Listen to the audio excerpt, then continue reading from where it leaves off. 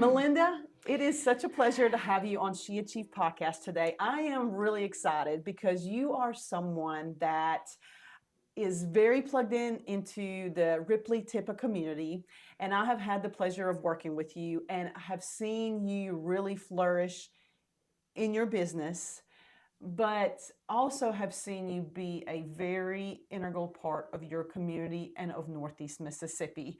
And if the ladies don't know you, they should. And you are a very dynamic leader and a community leader that I admire. And I'm so excited to have you on the podcast today. So welcome. Thank you, Albine. I've been listening to your podcasts of the other ladies, and I'm like, well, I'm not that, but I'll come on anyway. I'll come talk to you. Well, it's funny because a lot of the ladies say the same I'm thing. sure, yeah. And frankly, a lot of us don't feel like we are All unique that. or special or have a story to tell, but I am here to tell you otherwise. And that is one of the reasons why I started doing this, for that very reason, because we have such a plethora of amazing women, amazing individuals in general, but amazing women whose stories are phenomenal and inspiring and empowering right here in Northeast Mississippi. And I just think it's important to tell those stories and have a medium to allow you to do that. Even when you don't think that you have a story to tell, you really do, because you never know who's listening and how you can inspire and empower someone else to go after their dreams. So anyway, I'm excited to have you. Thank you. Tell us a little bit about yourself. I want to be sure that our listeners get an idea of who you are, a little bit of your background, where you grew up, where you went to school, and ultimately how you ended up where you're at today. So go ahead. Okay, I was born in Amory, Mississippi a long, long time ago, and my father is a football coach. And I always lead with that because if you are a politician, a football coach, a preacher's kid, you understand that your life is in the hands of the public. Because if ever the public goes sideways with your parent, you have to move to a new town, or if things just aren't working out, or if a better opportunity comes along, or anything. It could be anything. And so I lived in Amory, Pontotoc, Ripley, Okolona, and Corinth before I graduated from high school. And I guess even just saying that just this second makes me know that that's part of why I am the way I am. I never really thought about it, but it makes you resilient because you are constantly the new kid on the block. You have to come in and you have to be stared at, and you have to rework your way into the fabric of whatever it is you're doing this time that you didn't choose, and make the best of it.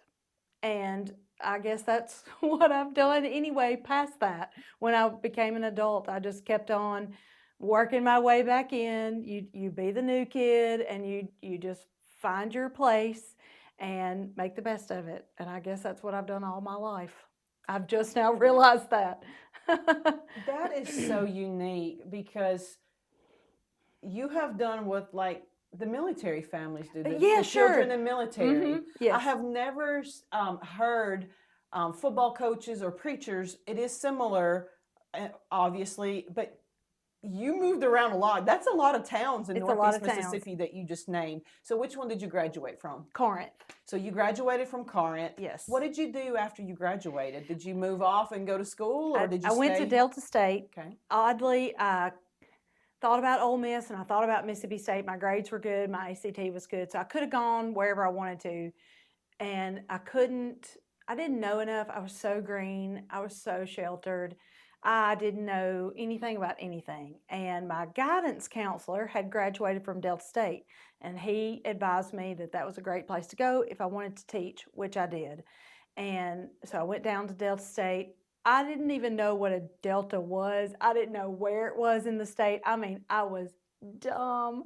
So I got down there to Cleveland, Mississippi, and I might as well have gone to another country.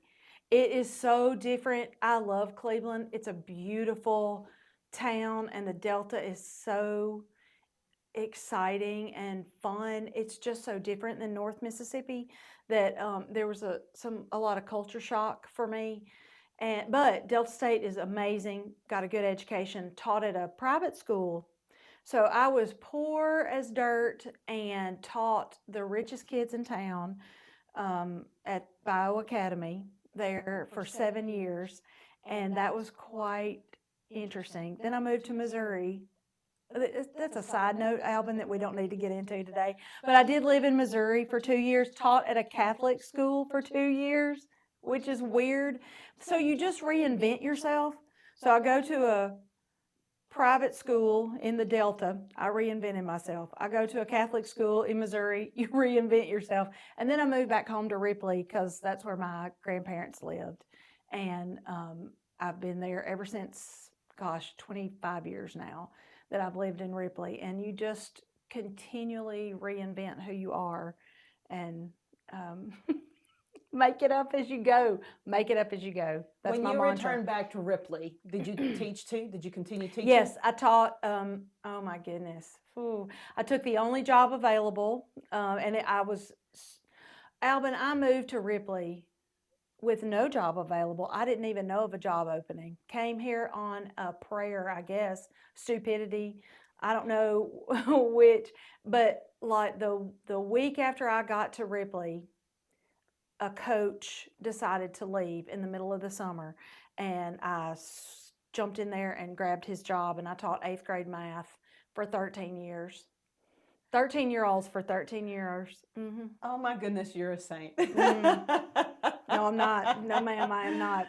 But boy, that was a growing experiment. And my children grew up through that time. They were 11 and 9 when that started, and so they grew up in their teenage years while I'm teaching teenagers. So that was a really emotional period because all those emotions of all those kids, and that will wear you out. And so I moved from teaching. I got my master's degree after my son went to college. I went back to school, got my master's degree, and wanted to be a principal, but I ended up being an administrator for the superintendent. So I worked in the district office, which is not what I meant to do at all. My heart was with kids. I had no intention of being a desk jockey. But then I got there and I saw that I could affect change for a lot more kids from that vantage point than I could inside of a classroom. And so I just set about to reinvent myself again and say, how can I make the best impact on the poorest kids, the most neglected kids, the kids who are shot off to the side? How can I stand in and be their advocate? Since I've got this job, let me just take advantage of it and do the best I can. Work for teachers, make sure that the district office is thinking about how teachers feel in their day-to-day life, which it's real easy if you're in a district office not to think about how the kids feel and how the teachers feel. It's real distant feeling. And so I kind of made myself be that bridge for that and reinvented myself there again. So How long were you at the administrative office? 12 years. Oh wow! So 12 of the 13.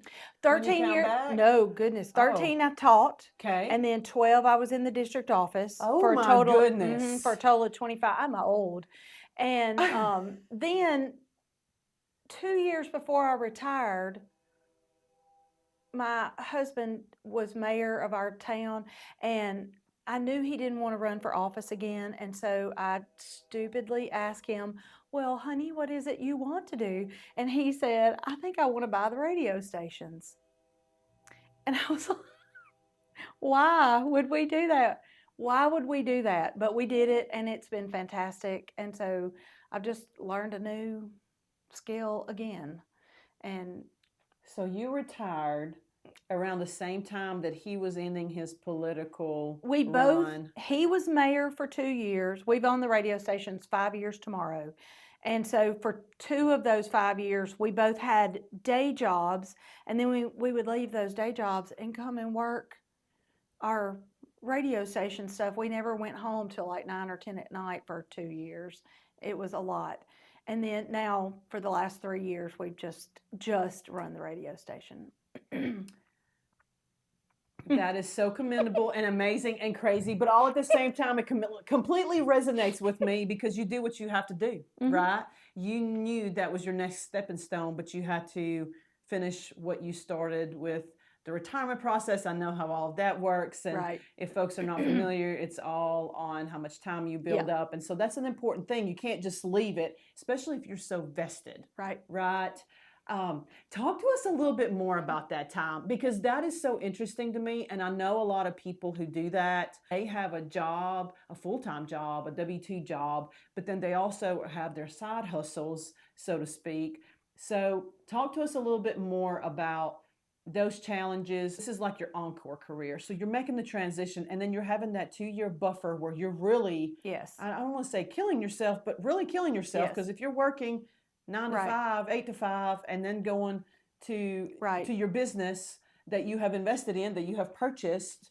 What was that like? It was a lot. It was too much, but it's hard. It's so hard to know what's too much. And in the midst of all that, I'm on the theater board, and we're on the Main Street board, and we're on the Good Samaritan Center board, and we work I take students up to the food bank to donate. I invented stuff for myself. I invented things that I thought needed to get done, and then you get overwhelmed with all of it. And I I really thought about. I listened to the ladies that you've interviewed, and I hear them saying their positive things, and I wanted to make sure that I said that I almost never feel like I've got it together, ever. Almost never. I always feel like I should have done more. I should have not taken that on. I should have done a better job at that. I should have gotten that other load of laundry done. I should have cooked more healthy. I should have gone to the gym this morning. It's always not enough time. And if I just feel like other women should know that if you feel like there's not enough time, we all feel like there's not enough time. So true. Because we can't just run our own career passion. You have to balance that with being now a grandmother. I have to be a good grandmother and go when my grandkids have something that they want me to come see, you go do that. If they're coming for the weekend, you do that. You go visit your parents, you cook and clean and pull weeds in your yard. There's a lot to it if you didn't even have a career. There's full-time career. And so it feels like you're always just running on the edge of barely doing enough. So it's hard to be a woman. I'm so glad you brought that up. We don't talk about that enough. And when I think about my journey and the things that I do with women specifically, that is the driving force because I don't have to explain to you when I say I'm overwhelmed and I feel like I'm drowning and I feel exhausted. I don't have to explain to you that it's because I have to keep up with my calendar, my spouse's calendar, my daughter's calendar, right, my friend's calendar, my community calendar, my community service calendar. You feel like you're pouring so much into everyone else that ultimately you get to empty, but then there's the empty below the empty. And I don't think I have to ever describe that feeling to any other woman who is involved in more than a handful of things. And it's hard because we want to do them. You talked about that too, because we want to do them. Like it's not necessarily that it's hard to say no, it's that you want to say yes to everything because everything pulls you and you want to do it. Even for me, when I am reevaluating my focus, that's when I realize I want to do more even in this and this and this. And I still have 5 lanes, but I'm like, in my mind, I'm like, it's okay because I want to do them all. And I feel like if I don't, there's also that little piece of me where I'm like, well, I do everything else for everybody else. Why would I not want to do something that actually pours into me? Exactly. It's really strange to describe that, but our gentlemen don't have that. Our gentlemen are not worried about what's for dinner tonight or making sure we stop at Aldi on our way home to pick up, eggs and salad to go with whatever we're making that evening. We're and doing laundry while we're there and putting it on our calendar to make sure it gets done. Otherwise, we will not have clean clothes in 2 days. They are right? not torturing themselves with, am I They- enough? They don't. And They I don't know don't. why. I don't understand why. It does seem to be a female thing to ask yourself, am I enough? Am I good enough? Have I done enough? Have I let anybody down today? Have I let my kids down? Have I let my parents down? Have I let my colleagues down? Have I let myself down? Why am I so fat? We all just live in this horrible swirl of um, fighting against the feelings of inadequacy. And it's so stupid. It is so stupid because we're not inadequate. We're fantastic. And it is a constant battle to battle against those feelings. Because would you let me talk about, would I ever talk about you that way? No. Like, Albin, No. you're not enough. No, it's so stupid to even think that about yourself when you've done so many great things. But we do. Women do live there. So it's hard. Again, I'm so glad you brought that up, because if you are a lady listening to this and you don't relate to that, please call me. I want to talk to you. I do too. You will be the next interviewee, because that is the common thread between all of us, and that's what connects us. So yes, thank you for that. And you are enough. And you're right. How do we keep that reminder of allowing ourselves to be told, would you say this to your best friend? Would you even say this to an acquaintance? Someone on the street? No. So Yes. why do you say that to yourself? And, I'm a faith woman, and so I believe in the biblical terminology of it too. And so we are nurturers and caregivers and things like that. But the negative thought, I think, is the other side trying to keep us from accomplishing what we're set on this earth to do. So, okay. So now you and your husband own, and you're full time in your business of the radio stations. Talk to us a little bit more about what that business is like. We have several radio stations here locally, which is neat, but I don't know if a lot of people realize what all goes into that and how much you rely on community support and how it, helps the community itself. So talk to us a little bit about the radio business and what your typical day-to-day looks like. God has a really ugly sense of humor. And sometimes the jokes that get played on you in life. Okay, so let me just back up. So I taught school. I was you're the queen of your domain.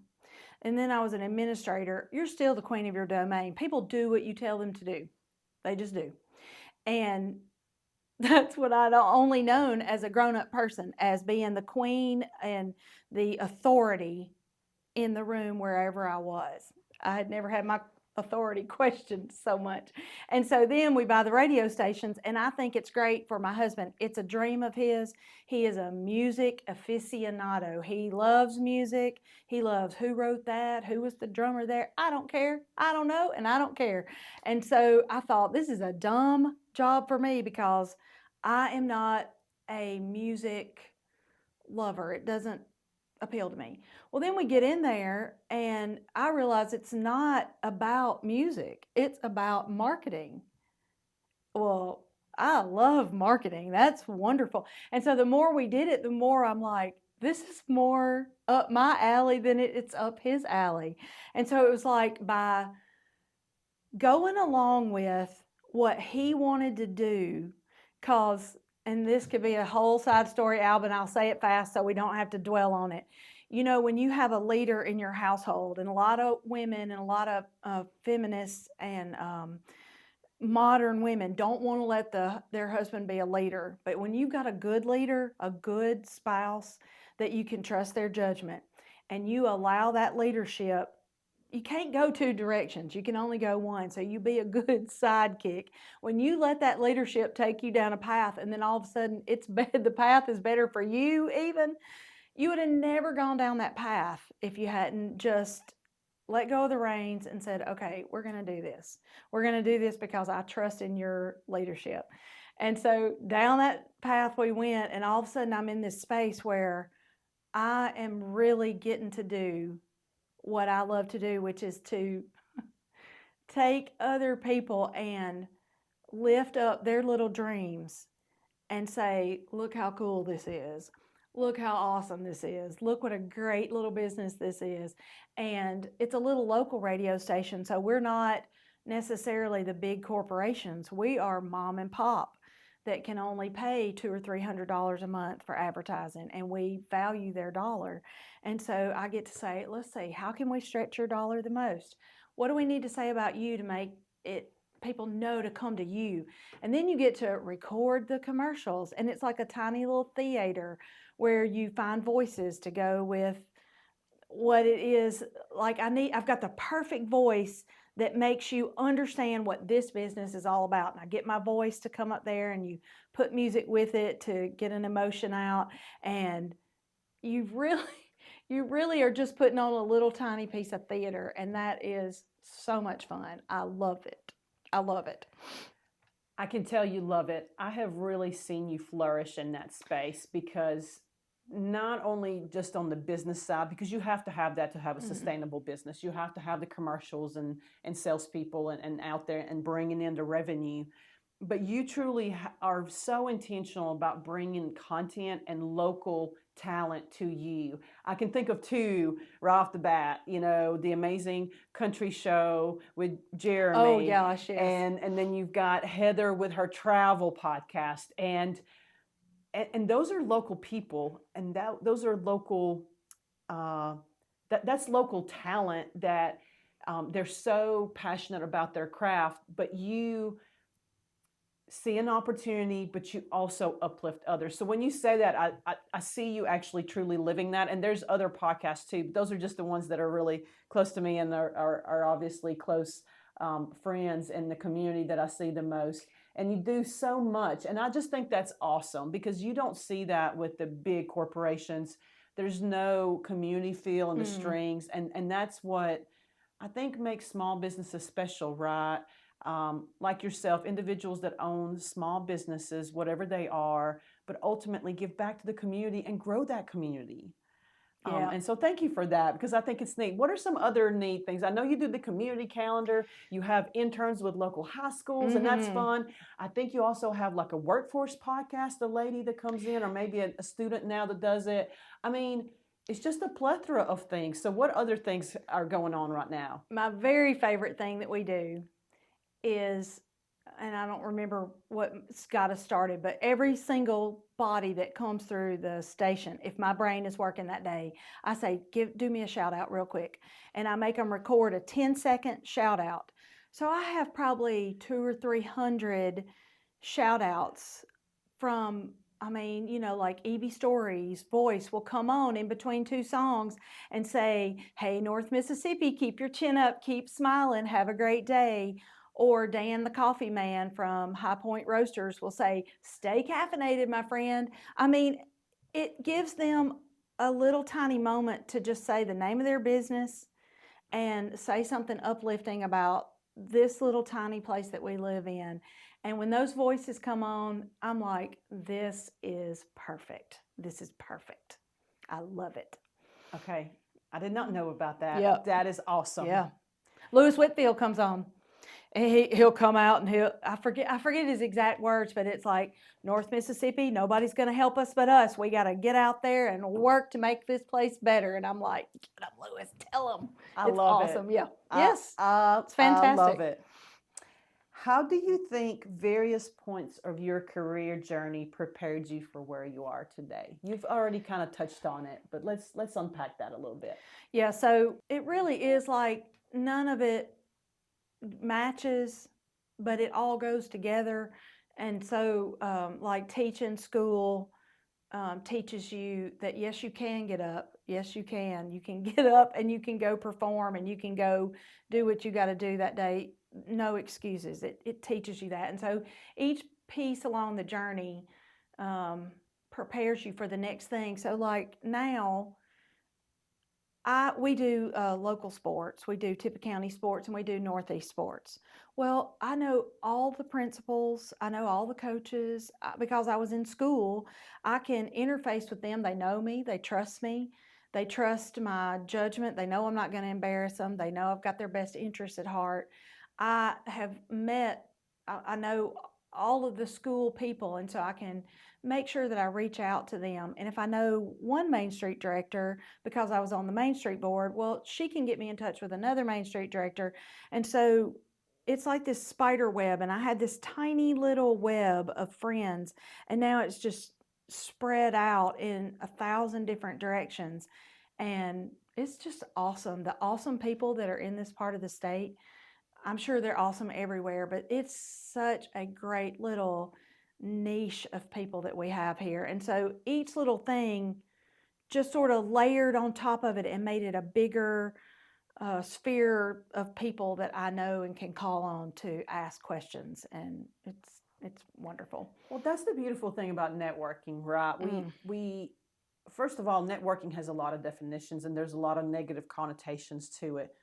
But I believe that if you do it right and intentionally, and also with a serving attitude, with the mindset of I'm a resource, that allows you to have a mutual benefit, because you never know what you may need from someone, and when someone may need something from you, and it's an exchange. Networking is an exchange of resources, Yes. in my mind. And what you just described is just that, because you're not going to know everyone. You're not going to, have access to everyone. And how beautiful it is when you can leverage your network of individuals that you have built a relationship with to be able to do that. Now, obviously, there's, a way you go about that, and it takes time, because like you just mentioned, they trust you. They know you're not going to embarrass them. You're going to take care of them. That's a trust and relationship thing, and that does take a little while. You can't just expect people to trust you right off the bat. You have to build that. But that goes to say in any business, whether you're selling something or you're buying something, you're not going to buy something from someone you don't trust or believe or have a relationship with. We have these weight loss things, right? I think about that, or get rich quick schemes. It's a similar vibe to that. And I think social media has really made everything exuberant from that standpoint now, because we're going to question people. Even if we see it 100 times, we're like, I'm going to follow that person. I do that too. I'm like, I'm going to watch them for a little while or see. Before I buy that, I'm going to review. That's why the reviews are so big now. You have to, everybody goes to research, to read, to see. We don't take everything at face value, and that takes some time, but it's so important once you build it and it's there. It's really a beautiful thing. So Thank you for sharing that so much. Okay. We've talked about a lot of good. Were there any challenging moments in your journey, let's just say with the radio station, because that is your business now? Any challenging moments besides when you were working your job and the station? Anything that comes to mind that would be insightful for some of our listeners who, Well, we bought it in April of 2019, and 11 months later, COVID shut the world down. And so, like a lot of businesses during COVID, especially new ones, we are lucky not to be bankrupt. A lot of businesses are lucky not to be bankrupt. It took a lot of dancing around and good luck and I guess just good luck and hard work to stay where you could change during that, where nimble is the word everybody uses, but where you can pivot and do things differently than you did before, and just to make it through that. And it was not a 6-month thing. It's a 2.5 to 3 year thing. We're just barely getting back out of whatever COVID did to us. And so that was hard. And it makes you question, and I do question a lot. I would say weekly, I question, are we even good at this? How do you even know if you're good at this? How do we know when we're succeeding? How do you know? People will say to me, man, y'all are doing so great at the radio station. And I will ask them, what makes you say that? What looks like success? What do you think looks like success? And so it just never feels like it's enough. And so it's always scrambling for that. And that is hard. and never having had my own business. So I never was a business owner before. I never was the bottom line. I never was the man that, this is the way it is because I say so, right or wrong, it's because I say so. And so that's hard if you've never been out on your own doing a business. I tell everybody, don't just jump in. You need a little bit of buffer where you've got a job to pay the bills for a while before you just strike out on your own, because you're going to make a lot of mistakes. It's kind of like you're just a baby. And so it takes 4 or 5 years before you even get your feet under you. And anybody that tells you different, I think they just haven't cycled around enough. So, yes, it's very hard. What we're doing now is very hard. You've already touched on it a little bit, but I want to see if you have any other type of advice that you would give to women who are either looking to start or looking to pivot and start something new. Maybe they're looking for their encore career like yourself. They're about to retire or move or want to do something different. What advice would you give? All right, so, and I'm 57, and 57 is a funny little age. You're not old enough to retire, but you're old enough to have completed a career. And so I'm glad they've come up with a term for it, an encore career. That's a second mountain. There's all that thought out there. I don't like thinking of it that way because that sounds like a little hump to go over and then another hump to go over. And to me, this radio business feels like a step along the way. I don't know what's next. I can't even guess what's next. I don't have a plan for what's next. But I do believe that you shouldn't sit down and stop learning. Even if you're not going to go out and have a second career, go take up something that you can't do, like ballroom dancing or pickleball or whatever. Find something that you really are horrible at and learn about it. Learn in your way. If it's research, if it's trial and error, go on and go for it. But you do want to not risk your financial stability. I think that there's all this follow your dreams, whatever, that's fine and dandy, but you need to have money at the end of the day. So don't risk your financial stability or your family's financial stability while you're going and chasing your dreams. Chase them, but chase them in a smart way so that you don't go broke. I mean, that's ridiculous. That doesn't help anybody. So go, but go cautiously, I guess is what I'm saying. I love that so much, and really admire that advice because it's so true. At the end of the day, you have to pay your bills. You have to put food on the table, and you got to take care of your business at home before you can do all the other things, and you got to figure it out. I almost asked you this earlier because you were talking about success, but how do you measure success? What does success mean to you? I was hoping we'd run out of time before we got to this, but I'll tell you, just as you said that, I let my mind go blank just for a second, just so I could see if I could see what success felt like to me. And it's people. It has nothing at all to do with money, because money comes and goes. It comes when you need it. It goes. It flows around. There's never enough money. There's no such thing as skinny enough, tall enough, beautiful enough. There's none of that. But when I think of the friends and acquaintances and people like that I've gathered, like I've got this huge bouquet of people and they're all so awesome. And if I hadn't gone along the journey that I had, I wouldn't have that my bouquet of people is mine. Nobody else has that but me. And it took divorce and moving and being jerked up out of where you were and plopped down in a place where you didn't want to be multiple times to gather that perfect bouquet of flowers. And that, to me, all those people and their greatness are success to me. That is one of the most beautiful depictions of success I've ever heard. And it resonates, and it's so true. what are your future goals and aspirations? I know you've already said I don't know what the future holds, but I'm just curious, is there anything?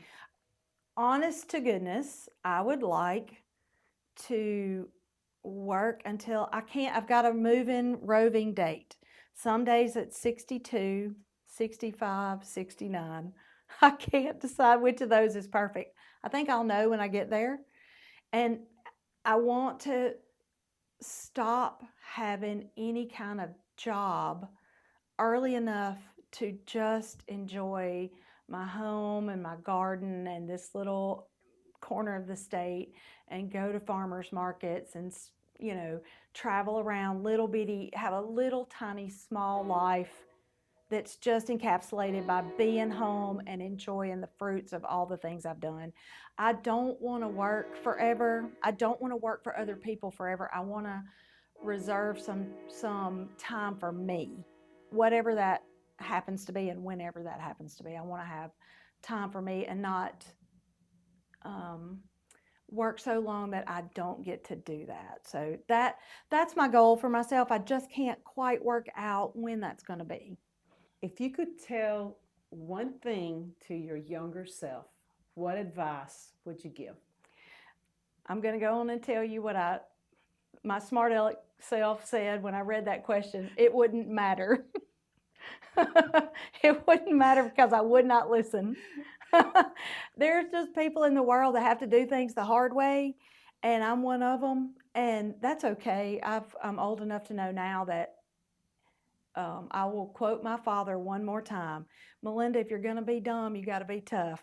And so that's how it's always been. I do things so fast and without any thought a lot of times. And I never listen to people, and I just barrel ahead and do it. And that has worked for me more times than it has not worked for me. So I'll take it. So I wouldn't tell myself anything but keep going, girl, you're fine. I love that. It makes me want to giggle and laugh, but at the same token, I'm like, you go, girl. You just own it. Just own it. It just needs to be said over and over and over again. I read a book long years ago called Reviving Ophelia, and I recommend it to everybody.